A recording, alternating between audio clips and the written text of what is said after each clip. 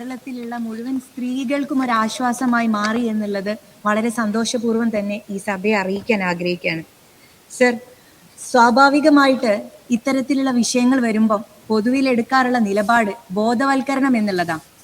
സംസ്ഥാന സർക്കാർ പലപ്പോഴും ഈ വിഷയങ്ങളിൽ തങ്ങളുടേതായിട്ടുള്ള ഇടപെടലുകൾ നടത്താൻ മറന്നു പോകുമ്പോൾ ഇത് ഒരു വലിയ ഓപ്പറേഷൻ തൂഫാൻ എന്നുള്ള രൂപത്തിൽ ആളുകളുടെ ഇടയിലേക്ക് തങ്ങളുടെ ദൗത്യം കൂടി ഏറ്റെടുത്ത് മുന്നോട്ട് പോകുന്നതിൽ വളരെയധികം സന്തോഷിക്കുകയും സംസ്ഥാന സർക്കാരിന് ആ വിഷയത്തിൽ അഭിനന്ദിക്കാനും ആഗ്രഹിക്കുകയാണ്. സർ, പൊതുജനങ്ങൾക്കിടയിൽ നമ്മൾ ഇത്തരത്തിൽ ബോധവൽക്കരണവും പരിശോധനയും ഒക്കെ നടത്തുമ്പോൾ തന്നെ ചില പ്രത്യേക സ്ഥലങ്ങൾ, അതായത് ഗേറ്റുകൾ, സീപോർട്ടുകൾ, എയർപോർട്ടുകൾ മുതലായിട്ടുള്ള സ്ഥലങ്ങളിൽ ഏത് രൂപത്തിലുള്ള പരിശോധനയാണ് നമ്മൾ നടത്താൻ ആഗ്രഹിക്കുന്നത്? ഇപ്പൊ കഴിഞ്ഞ തവണ സർ, കഴിഞ്ഞ സർക്കാരിന്റെ സമയത്ത് കൊച്ചിൻ സീപോർട്ടില് മെത്താംഫെറ്റമൈൻ എന്ന് പറയുന്ന മയക്കുമരുന്ന് പിടിക്കപ്പെട്ടപ്പോൾ അത് പരസ്യമായി ആളുകളുടെ മുമ്പിൽ പ്രദർശിപ്പിക്കുകയും ആ പ്രദർശിപ്പിക്കപ്പെട്ട വസ്തുക്കളെ മാധ്യമപ്രവർത്തകർക്കും പൊതുജനങ്ങൾക്കും കൈകാര്യം ചെയ്യാൻ പറ്റുന്ന രൂപത്തിൽ നിർലോഭം ആളുകൾക്ക് സൗജന്യമായി അതെടുത്ത് കൊണ്ടുപോകാനുള്ള രൂപത്തിൽ, പാകപ്പെട്ട രൂപത്തിൽ ഡിസ്പ്ലേ ചെയ്യുന്നതും ശ്രദ്ധയിൽപ്പെട്ടിട്ടുണ്ടായിരുന്നു. പിന്നീട് അതുമായി ബന്ധപ്പെട്ടിട്ടുള്ള കേസുകൾ പരിശോധിച്ചു നോക്കുമ്പോൾ പല കേസുകളിലും NDPS കോടതികളിലേക്ക് എത്തുമ്പം പിടിക്കപ്പെട്ട ക്വാണ്ടിറ്റിയും അവിടെ നിന്ന് കോടതിയിലേക്ക് എത്തുന്ന ക്വാണ്ടിറ്റിയും തമ്മിലുള്ള വ്യത്യാസം ഒക്കെ ആ സമയങ്ങളിലൊക്കെ ആയിട്ട് ശ്രദ്ധിക്കപ്പെട്ടിട്ടുണ്ട്. അപ്പം ഇത്തരത്തിലുള്ള കേസുകളിൽ എങ്ങനെയാണ് സാധാരണക്കാർക്കോ മാധ്യമപ്രവർത്തകോ ഒരു പക്ഷേ അതിനെക്കുറിച്ച് അറിവുണ്ടാവണമെന്നില്ല, പക്ഷെ ഉദ്യോഗസ്ഥന്മാർക്ക് കൃത്യമായിട്ടും ഇത്തരത്തിലുള്ള വസ്തുക്കൾ പിടിക്കപ്പെട്ടാൽ ഏത് രൂപത്തിലാണ് അത് കൈകാര്യം ചെയ്യേണ്ടത് എന്നുള്ളതിനെ കുറിച്ചിട്ടുള്ള പ്രോട്ടോകോൾ നൽകിയിട്ടുണ്ടോ? അതെങ്ങനെയാണ് നടപ്പിലാക്കാൻ ഉദ്ദേശിക്കുന്നത്? ബഹുമാനപ്പെട്ട മന്ത്രി. ബഹുമാനപ്പെട്ട പേരാമ്പ്ര മെമ്പർ വളരെ പ്രസക്തമായ ഒരു രണ്ട് കാര്യങ്ങളാണ് സാർ ഇവിടെ പറഞ്ഞത്. ഒന്ന് സാർ, നമ്മൾ ഇത് തടയേണ്ടത് ആകാശത്തിലൂടെയും കരയിലൂടെയും കടലിലൂടെയും വ്യാപകമായ തോതിൽ, അത് ട്രെയിനിലൂടെയും വ്യാപകമായ തോതിലാണ് ഈ മയക്കുമരുന്നുകൾ വന്നുകൊണ്ടിരിക്കുന്നത്.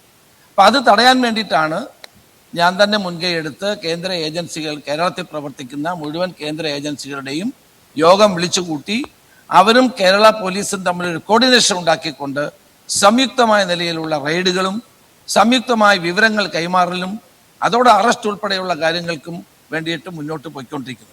സാറിനകത്ത് ഇന്റലിജൻസ് സംവിധാനവും കസ്റ്റംസ് തുടങ്ങിയിട്ടുള്ള അത് സെൻട്രൽ ഏജൻസികളെല്ലാം സഹായിക്കുന്നുണ്ട്.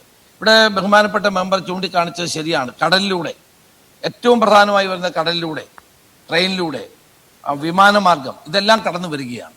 അപ്പം അതുകൊണ്ട് ചില രാജ്യങ്ങളിൽ ചില മയക്കുമരുന്നുകൾക്ക് ടാക്സും ഇല്ല, ഒന്നുമില്ല, നിരോധനവുമില്ല.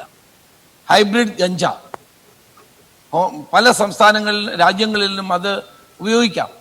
അതെല്ലാം ഇങ്ങോട്ട് വന്നുകൊണ്ടിരിക്കുകയാണ്.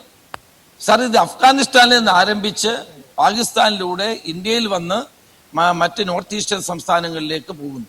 ബർമയിൽ നിന്ന് വന്ന് ഇന്ത്യയിലേക്ക് വരുന്നു. ഇങ്ങനെ പലതരത്തിലാണ് സാർ ഇത് വന്നുകൊണ്ട്. ഇത് സോഴ്സ് വളരെ അന്താരാഷ്ട്ര തലത്തിലുള്ള മാഫിയ ഇതിൻ്റെ പിന്നിൽ പ്രവർത്തിക്കുന്നുണ്ട്. ഇതൊരു ലുക്രേറ്റീവ് ആയിട്ടുള്ള ബിസിനസ്സാണ്. അപ്പം ഇവിടെ പറഞ്ഞ രണ്ടാമത്തെ പോയിന്റ് ബഹുമാനപ്പെട്ട മെമ്പർ പറഞ്ഞത്, പിടിക്കുന്ന ക്വാണ്ടിറ്റിയും കോടതിയിൽ എത്തുന്ന ക്വാണ്ടിറ്റിയും തമ്മിൽ അത് കള്ളക്കളി കളിക്കുന്ന ഉദ്യോഗസ്ഥന്മാരാണ്.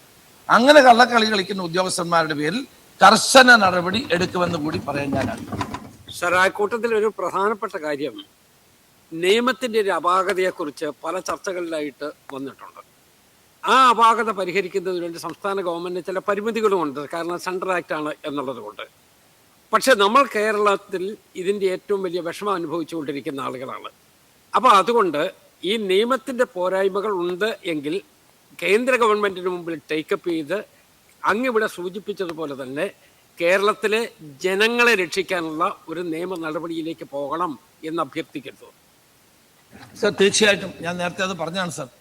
MP-മാരുടെ യോഗം ഇനിയും പാർലമെന്റ് സമ്മേളനത്തിന് മുമ്പ് എന്തായാലും ഗവൺമെന്റ് വിളിച്ചു കൂട്ടും.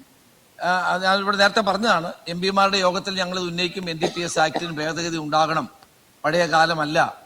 ഇന്ന് വ്യാപകമായി, കേരളം മാത്രമല്ല ഇന്ത്യയിലെ എല്ലാ സംസ്ഥാനങ്ങളും, സാർ, ജമ്മു കാശ്മീരിൽ അവിടുത്തെ മുഖ്യമന്ത്രിയും ഗവർണറും ഒരുമിച്ചിറങ്ങിയിട്ടാണ് ഈ ഇത്തരത്തിലുള്ള ഒരു ഹണ്ട് നടത്തിയത്.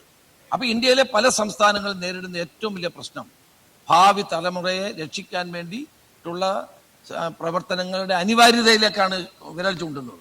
അങ്ങ് പറഞ്ഞ കാര്യം തീർച്ചയായിട്ടും കേന്ദ്ര ഗവൺമെന്റ് ശ്രദ്ധയപ്പെടുത്തും. MP-മാരോട് ഞങ്ങൾ ആവശ്യപ്പെടും. കേന്ദ്രത്തിൽ സമ്മർദ്ദം ചെലുത്തുക എന്നുള്ളതല്ലാതെ സംസ്ഥാന ഗവൺമെന്റ് കേന്ദ്ര ആക്ടിൽ ഭേദഗതി വരുത്താനോ ഒന്നും ചെയ്യില്ലെന്ന് അങ്ങേക്ക് അറിയാവുന്ന കാര്യമാണ്.